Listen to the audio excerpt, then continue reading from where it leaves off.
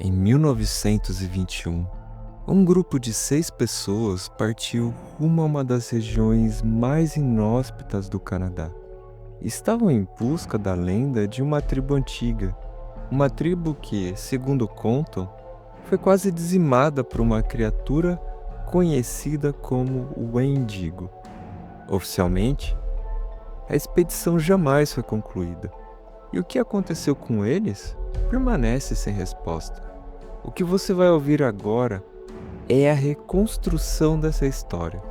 Então, se acomode, coloque os fones de ouvido e vem comigo.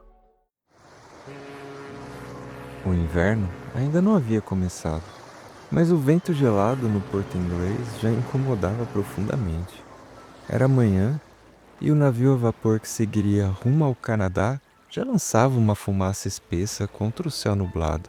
Parado no convés estava o Dr. Thomas Blackwood, arqueólogo britânico, alto, magro, usava um largo bigode e um chapéu que combinava com o seu casaco. Ele observava a água cinzenta, segurando nas mãos um envelope com o brasão da família Harper, um convite para aquela expedição que havia chegado junto com um adiantamento generoso. Em seus pensamentos, Thomas amargurava o fato daquela mulher nunca desistir.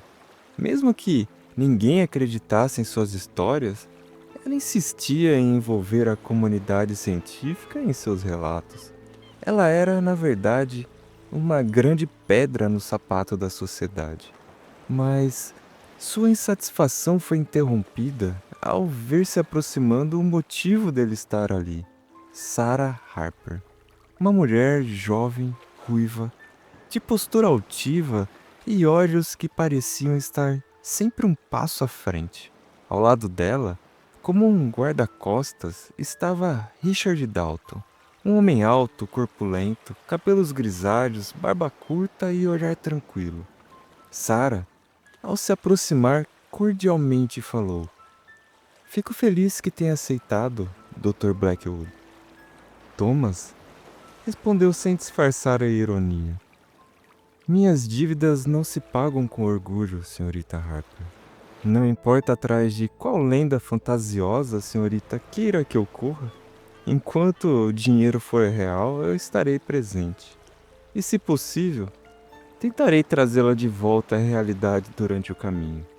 Sarah pareceu fechar a cara, mas antes que respondesse, um jovem de boina escura se aproximou ofegante. Ele segurava um caderninho e falou animado: "Dr. Blackwood, que honra! Malcolm Drake, jornalismo investigativo. Vai ser bom ter uma testemunha confiável como o senhor quando encontrarmos o Wendigo." Thomas franziu a testa e respondeu: "Estou aqui para estudar vestígios de uma aldeia antiga, não fantasmas, garoto." Mas Sarah interveio com um sorriso discreto: "Seja bem-vindo, Sr. Drake. Agradeço por ter aceitado o convite e espero que possa levar nossa história ao maior número de pessoas possível." Malcolm sorriu. "Eu não perderia essa oportunidade por nada. Afinal, não é sempre que um jornalista consegue ver de perto uma criatura tão fantástica e rara." Ao longe, o barulho de um longo apito anunciava que o navio estava partindo, sob um céu carregado de fuligem. A viagem levou dias até alcançarem as ferrovias canadenses, e de lá, mais alguns dias se passaram viajando de trem, um trajeto longo, até uma pequena vila onde a guia contratada por Sarah os esperava. Era um lugar ao sul do Canadá que parecia esquecido pelo tempo. Ao chegarem, foram recebidos por poucos olhares silenciosos e observadores. Era o início do inverno, e a maioria dos moradores já se preparava para o isolamento. Um garotinho nativo parecia aguardar a chegada do grupo e rapidamente os levou até a entrada de uma cabana. Thomas, que seguia um pouco atrás, reparou quando uma moça apareceu diante deles. Ela era jovem, de traços fortes, longos cabelos negros e uma postura decidida. Trajava um casaco grosso feito à mão, com desenhos bordados em vermelho escuro. Seus olhos tinham um brilho firme, analítico. Sara se aproximou e perguntou satisfeita: "Você é Naya?" Naya sorriu com um leve sarcasmo. "E você? É a mulher teimosa que quer ir no meio da floresta em pleno inverno, eu presumo. Você bem que podia ter vindo na primavera, como eu sugeri." Sara respondeu sorrindo discretamente. "Disseram que você era melhor. Achei que não se preocuparia com um pouco de neve." Naya riu de canto. "Pelo preço certo, eu até derreto a neve para vocês pelo caminho se for preciso. Agora vamos, entrem.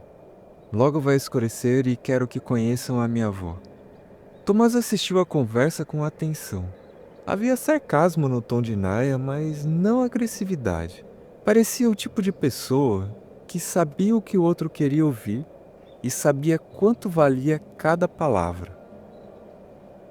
Naquela noite, o grupo se reuniu em torno da fogueira na casa da avó de Naya. Ela era uma mulher idosa, com a pele enrugada como casca de árvore e olhos que pareciam olhar para dentro do tempo. Algum tipo de bebida forte foi servida e a mulher começou a balbuciar algumas palavras como se recitasse uma oração. Sua voz era rouca e baixa, mas Thomas conseguiu entender algo como 23 guerreiros partiram, apenas um voltou. Os olhos dele estavam mortos, a pele branca como a neve. Ele falava de uma criatura muito grande, com chifres, que caminhava entre os ossos e devorava seus irmãos. Enquanto ela falava, Thomas observava Naya. A jovem parecia imóvel, os olhos voltados para o fogo. Havia firmeza em sua postura, mas também uma estranha ausência. Ela assentia com a cabeça nos momentos certos, como quem seguia um script. Mas Thomas suspeitou que, provavelmente, ela não acreditasse em nada daquilo. A anciã, depois de uma pequena pausa para recuperar o fôlego, continuou contando que, depois disso, a aldeia decidiu que a entrada da caverna deveria ser completamente selada, e os deuses foram invocados para que jamais fosse reaberta. Falou também algo sobre pessoas que se arriscavam a caminhar naquela região e que podiam ouvir gritos e sons estranhos. Provavelmente, aquilo fazia parte da apresentação para empolgar os turistas. Quanto a Sara, ela não desviava os olhos da chama. Estava séria, concentrada. Thomas não saberia dizer se ela estava impressionada ou apenas decidida, mas teve a impressão de que, mesmo antes de ouvir aquela história, ela já sabia exatamente onde queria ir e que nada do que fosse dito ali mudaria seu plano. Muito menos o alerta da anciã que veio em seguida, com um olhar profundo e encarando cada um deles. Talvez fosse melhor vocês não seguirem para lá. Pode realmente ser muito perigoso. Tem muitos animais selvagens naquela região e a neve. Olha, o inverno está vindo com violência, como eu nunca vi antes. Eu posso sentir. Para Malcolm, que parecia uma criança empolgada, aquilo não passava de uma história de terror. Anotava cada palavra com fascínio, ao contrário de Richard, que se mantinha sério, perdido em seus pensamentos, calado como sempre, talvez relembrando os seus traumas de guerra. E enquanto as chamas estalavam e as palavras da velha se perdiam no vento, Thomas encarava um desenho feito à mão que ficava na parede acima deles. Era apenas uma simples representação da história que a velha contava, mas estranhamente lhe causavam arrepios. Na manhã seguinte, partiram cedo. O céu estava limpo, mas a temperatura já havia caído drasticamente. A paisagem era uma moldura de brancos e cinzas, pinheiros cobertos de gelo, trilhas que sumiam entre a neblina e o som abafado dos passos na neve. Naya ia à frente, conduzindo o grupo com a familiaridade de quem já conhecia cada pedra e cada curva do caminho. Enquanto caminhava, falava muito. Narrava as lendas da região com riqueza de detalhes, mencionando deuses da floresta, rituais antigos e criaturas com fome de inverno. O tom era quase performático, como um guia acostumado a entreter os visitantes. E entre uma fala e outra de Naya, anunciou teatralmente: quando a neve cobre tudo e o vento cala as vozes, é que eles saem, criaturas famintas, atraídas pelo cheiro do medo.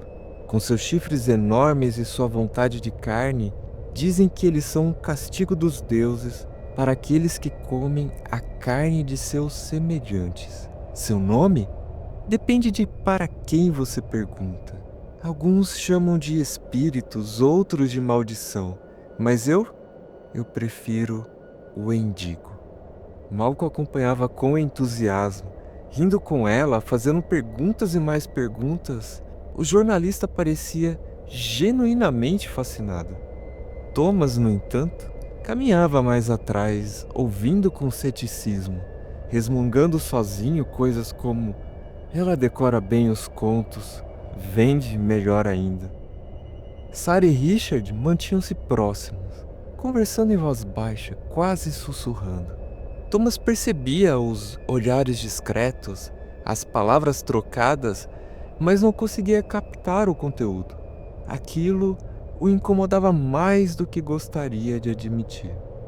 Ao fim do segundo dia, enquanto a neve caía levemente sobre eles, chegaram a uma clareira onde se erguiam as ruínas de uma antiga aldeia. Pequenas estruturas circulares de pedra, cobertas por musgo congelado. Em um determinado momento, Naya parou com um olhar incrédulo ao ver o que parecia ser uma fogueira largada às pressas. Estranho. Não deveria ter ninguém nessa região. Todos da aldeia estão se preparando para o inverno. Thomas se agachou, tocou nas cinzas e comentou: isso aqui ainda está quente.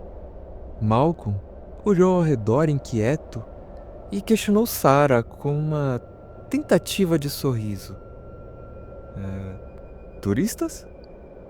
Sarah não respondeu de imediato, mas Thomas notou seu maxilar trincado. Ela parecia desconfortável, com um olhar varrendo a floresta. Naquele momento, teve a impressão de que ela estava realmente preocupada. Dali em diante, Sarah acelerou o ritmo e o tempo todo ficava olhando entre as árvores como se procurasse alguma coisa. Isso foi gerando um sentimento estranho no grupo, como uma paranoia crescente. Qualquer ruído, qualquer barulho colocava todos em estado de alerta. E enquanto cruzavam um trecho estreito entre as árvores, um movimento repentino fez Thomas congelar. Um vulto escuro se moveu rapidamente e pulou em sua direção. Em fração de segundos, sua mente se lembrou de toda a história da velha, se lembrou de Sarah, olhando preocupada de um lado para o outro. Ela tinha razão. Existia mesmo alguma coisa naquele lugar. Até mesmo as palavras de Naya agora soavam estranhamente como um alerta profundo e desesperador. O Wendigo.